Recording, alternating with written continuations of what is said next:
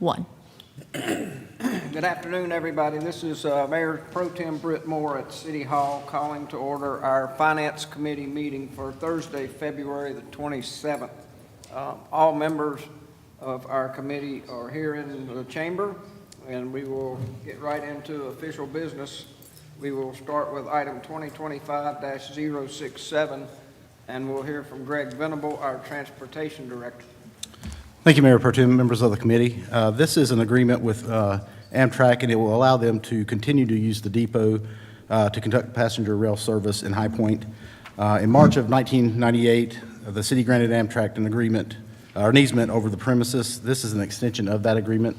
The new expiration date will be December 31st, 2039. Amtrak also agrees to pay a pro rata share of utilities, maintenance, and repair expenses associated with the facility. There is no budget impact with this item, and we are requesting approval. I'll be glad to answer any questions. Comments or questions for Greg? Hearing none, I'll make a motion to approve item 2025-067. Second. There's a motion and a second. All in favor? Aye. Any opposed? That motion passes. Thank you. Thank you, sir. The next item is 2025-068, and we'll hear on a couple of items from Kevin Rogers, our Fleet Director. Thank you, sir. Yep. Fleet Services is recommending to the City Council that 5 vehicles and associated equipment be purchased for the Police Department to assist in the replacement of vehicles that have been removed from service due to total loss or major mechanical failure. The total cost for the 5 vehicles and associated equipment is $262,869. The vehicles will be purchased from Capital Chevrolet. Delivery is estimated to be within 6 months. Budget ordinance amendment appropriating general fund balance is included with this item. Fleet Service Department recommends purchasing the 5 vehicles from Capital Chevrolet in the total amount of $262,869 and approving the attached budget ordinance amendment. Pretty straightforward on this one, I believe. Go ahead. This is Councilman Andrew. Do we have, is there a breakdown per vehicle available? Because there's 3 different types of vehicles. Yes, there is. Yeah, I'd like to just see it. Oh, certainly, yes. He's going to get it to you later. Okay. Yeah, later will be I've fine. got it, Yeah. I've got No it with me, hurry. so, yeah, that's no problem. Okay, I'll make a motion to approve item 2025-068. I'll second. There's a motion and a second. All in favor? Aye. Any opposed? That motion passed. Next item, 2025-069. Okay, well, again, Fleet Services is recommending the council that 5 vehicles, again, and associated equipment be purchased for the police department to assist replacing for vehicles that were total loss and major mechanical failures. The total cost of these vehicles and associated equipment is $240,485. And the vehicles purchased from these will be from Deacon Jones Ford. The delivery is estimated to be within 6 months. A budget ordinance amendment also is appropriating general fund balance is included with the item. Fleet Services Department recommends purchasing the 5, these are actually Ford Interceptors from Deacon Jones Ford in the total amount of $240,485 and appropriating the attached budget ordinance amendment. So on this one, there are 5 identical vehicles? Yes, they're identical vehicles. And I have the list I can show you for the Thank you. Chevrolets too, yes. If no further questions, I'll make a motion to approve item 2025-069. I'll second. There's a motion and a second. All in favor? Aye. Any opposed? That motion passes. One question before you leave Yes. is, Ford better than Chevy or Chevy better than Ford? They're both fantastic. Oh, so, okay. yes. Thank you, sir. Thank you. Next, we're going to hear from Robbie Stone, Public Services Director, and the first item is 2025-070. Thank you. So this is for a reverse bid auction for looking for chemicals at our water treatment plant and our wastewater treatment plant. We participated in this. This is our first time participating in this, and basically this sets the price for the chemical. Vendors can then bid on that, but instead of the price going up, the price goes down each time. We did have 4 chemicals that we put out for bid in this. We have 4 different bidders that were low bid on these items. We do have we have budgeted for this in our current budget, and we're recommending that we approve these 4 vendors in the amount, or for this reverse bid auction. And this is for a 1-year contract with 4 additional 1-year periods to this. It's Councilman Andrew, you got a great price on the bleach on the sodium hypochlorite. Yes. Question, we got 3 that bid it by ton and 1 by gallon. And that's the, Nature of the chemical. That's the nature of the chemical. yeah, nature of the chemical, yes. You know, salt, and then sodium hypochlorite is bleach, and the other ones are, well, anyway. Anything else? I'll make a motion to approve item 2025-070. Second. There's a motion and a second. All in favor? Aye. Any opposed? That motion passes. Next item is 2025-074. This is to make a pressing need sole source purchase for the fine bar screen and compactor number 1 at our West Side wastewater treatment plant. We have 2 compactors, 2 bar screens and 2 compactors at the plant. The first one, number 1, has failed. While we were inspecting the failure, there was some additional inspection that was looked at number 2, and number 2 is in poor condition. So we want to move forward with this sole source purchase of this bar screen number 1 and compactor number 1. We have, in looking at number 2, seeing this poor condition, we've also budgeted for that in this upcoming budget as well. Because if both of them fail, then that's missing a large portion of cleaning the wastewater that's coming into the plant there. Charles Underwood is the authorized service representative for this equipment. We do have funds for this project available in the current budget, and we are recommending that Charles R. Underwood be approved as sole source vendor in the amount of $89,685. Councilman Andrew, so even though we have the, 18 to 22 week lead time, we'll still be able to operate on number 2, even though it's in poor condition? Yes, sir. Okay. Yes, sir. We're keeping it together the best we can. There's no further questions on this item. I'll make a motion that we approve item 2025-074. I'll second. There's a motion and a second. All in favor? Aye. Any opposed? That motion passes. Thank you. Thank you, Robbie. Next item on the agenda is 2025-071.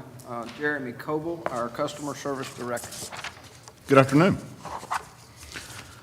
This agenda item is for the purchase of several 5/8 water meters and 1 8-inch water meter. These water meters will be used for new installations and replacements of older water meters that are malfunctioning or no longer reading properly in our customer base. As you may also know, these meters will be utilized in our AMI project to provide real-time consumption data to our customers. This is a sole source for our integrations for AMI. I will also add in that even it being sole source, we do keep an eye out on the other meter prices, and this appears to be the lowest price in this particular field. And it did go up from last year approximately 8%, but that was it. Staff is recommending that we purchase the water meters at a total cost of $179,907.40. Funding is available in the customer service and public service funds. Any comments for her? I'll make a motion to approve item 2025-071. I'll second. Motion and a second. All in favor? Aye. Any opposed?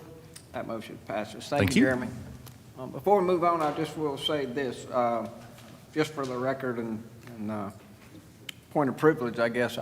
Sitting up here and seeing this and hearing the last 3 things about water, and we were at Business High Point yesterday and talking about the wastewater and the Piedmont Triad Water Authority. It's amazing when you stop and think about the amount of money that we spend to have potable water and clean water. We're lucky to have it, but it comes with a huge price. Just quite interesting to see the numbers. Next item is 2025-072, and hear from Assistant City Manager Damon Duquesne. Good afternoon, Mayor Pro Tem, members of the committee. This item is related to the Community Change Grant that the Southwest Renewal Foundation received earlier this year, approximately $18.1 or $0.5 million. The city is a partner in that grant for two specific tasks. One is for the evaluation and then subsequent repair, replacement, or rehab of sewer infrastructure in Census Tract 143. That's about $4.9 million. There's also a $100,000 task in there for the purchase and installation of cameras to be installed in areas where there's habitual illegal dumping. The balance of the dollars, there's about $65,000 or so, is to reimburse the city for the administrative costs associated with both of those tasks. This allows us to be reimbursed for the federal funds via the Southwest Renewal Foundation, and staff requests approval. Comments on this item? Hearing none, I'll make a motion to approve item 2025-072. Second. There's a motion and a second. All in favor? Aye. Any opposed? That motion passes. Next item is 2025-076. Madam Attorney Megan McGuire. Thank you, sir. This item is for council to consider the exchange of easements. So the city of High Point owns 120 West Commerce Ave, which is where our plaza parking deck is located. And Natuzzi Americas owns 151 West High Avenue. They have recently discovered that there is an easement overhang of 99 feet. And today with us, we have Paul Arena. If you have any questions for him, he's the attorney for Natuzzi. He and I have been discussing this, and under 168-271, we're just going to do an exchange of the 99-foot easements. Paul provided the handouts that I laid at the dais for you, which have a very clear kind of image of the overhang onto the city's parking deck area. Staff has looked at this and there's no issue, and so this is kind of a straightforward exchange of the 99 feet, and Paul's here to answer any questions if you have related to Natuzzi, the background or anything like that. Before I ask if there's any questions, or do you have anything you'd like to add? We appreciate you taking the time to be here. Happy to be here. I guess I'll add a few minor points of background information just so you can understand how this came about. So this building was, part of this building was constructed, I believe, in 1989 by a prior owner.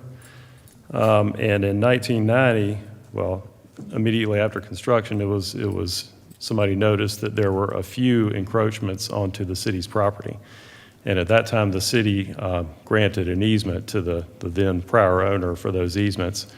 And one of those easements is what is being given up, relinquished back to the city in this document that Megan has shown you. In 1996, the property was deeded to Natuzzi Americas, and Natuzzi Americas then extensively, I guess, expanded it and renovated it so that it was at that time that it came to look like it does today, like a ship or something. Mm-hmm. And the encroachment that we're dealing with today apparently was created at that time, back in 1996 or 1997. But it wasn't discovered until a few months ago. What's going on right now is Pasquale Natuzzi, who is the majority shareholder of the parent company of Natuzzi Americas, is buying the building from Natuzzi Americas, just for financial reasons. And so we had a survey done of the property, and it showed that there's this very narrow, very minor encroachment of the very top floor of the building that overhangs the property line. And so we're asking for a new easement for that encroachment and relinquishing one of the old easements for a prior encroachment that no longer exists, apparently was removed back in 1997 when the building was renovated. So the ship sailed and it's sailing back in. Something like that. Any comments or questions? Well, so basically, it's the path or the strip of land that's between the Natuzzi building and the parking deck? That's correct. Okay, and so the city would be exchanging that parcel of land No, we're just allowing them a 99-foot easement, and it's on the uppermost floor, if I'm Okay, right. so we That's right. still own Yes, the land. nothing's happening Okay. with our city-owned property, but we originally granted them an easement. They no longer need that original grant. They now need this 99-foot easement, and so we're exchanging just the easements. Okay. Nothing's changing as far as property ownership or the fee simple. Okay, okay. And one of the maps that I believe you have has some yellow highlighting and blue highlighting. I can't, I'm a real estate attorney, and I can't understand anything without a map and a picture. So here's your picture. The yellow highlighting shows the new encroachment and the new easement, and the blue highlighting shows the old encroachment for which the easement is being given up. Because that's most people have never even noticed it. That's a pretty cool little piece of land. Because Yeah. I know at one point we thought that the greenway could come down there. So I've been in that strip a lot. So anyway, thank you. Well, thank you. Again, thank you for being here. If there's no further comments on this item, I will make a motion to approve item 2025-076. I'll second. Motion and a second. All in favor? Aye. Any opposed? That motion passes. The final item is 2025-066, and this is an information item only concerning something that'll come to us on Monday night at our regular meeting, and we'll hear from Bobby Fitzjohn, our Financial Services Director. Thank you, Mr. Chairman, members of the Finance Committee. As you said, this item is just information only. Monday night, we will hold a public hearing and then ask you all to consider the initial resolution to authorize the issuance of up to $6.8 million in limited obligation bonds for stadium modifications. So step back a couple years. It was announced in the fall of 2022 that a professional soccer team was coming to town to be based at Truist Point. There was some stadium modifications required to accommodate that expansion and use of the stadium. A contract was awarded to Samet in spring of '23 for approximately $5.6 million for the construction portion of the project. However, additional equipment and other resources had to be acquired as well outside of the construction phase.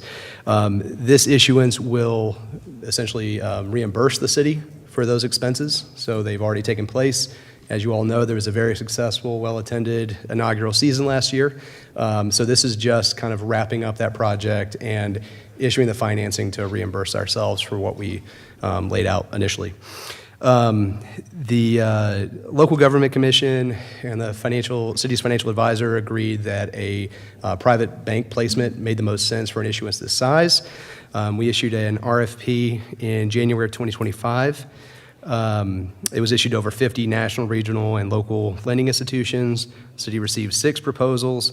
The best proposal in terms of interest rate and repayment flexibility was TD Bank at 5.53% for a 15-year option.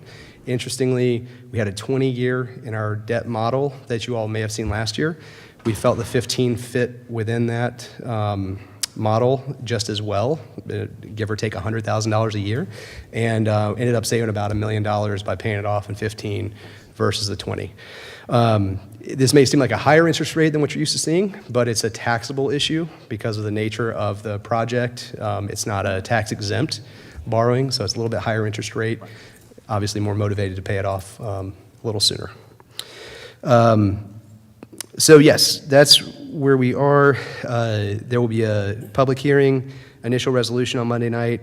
On March 17th, we'll bring a final resolution, and on April 1st, the LGC will consider the RFP, right? They'll make sure that we bid everything out appropriately. They'll look at the contract and all the underlying information and determine if we're able to move forward with issuing. If they approve, we're looking at a mid-April closing date. Happy to answer any questions now. Thought it'd be nice to present in this environment versus, if you all had questions during the night of the hearing and everything. Well presented. I don't think there's any questions. Great, thank you. Okay, well, we will have a consent agenda with these items for Monday night, and we have come to the end of the regular meeting. I want to take a second to recognize Ryan Ferguson, who will be moving on to a new chapter after tomorrow. I want to say thank you. Your passion and enthusiasm for the city, you carried it on your sleeve, and you worked hard and very professionally, and we're very thankful for all you've done and wish you nothing but sky's the limit going forward to you. So thank you for all you've done for us. Anything else to come before, or comments? The Saturday, Social Saturday, free trolley, uptown, downtown, lots of stores open and restaurants and bars, so it's going to be nice weather, so please participate in our Social Saturday. And the Carolina Corps has an exhibition game at 5:30, I would guess, something like that. So get some of your Northborough friends. And My Highboro friends, my Yeah, come on. bring them downtown. Yeah, so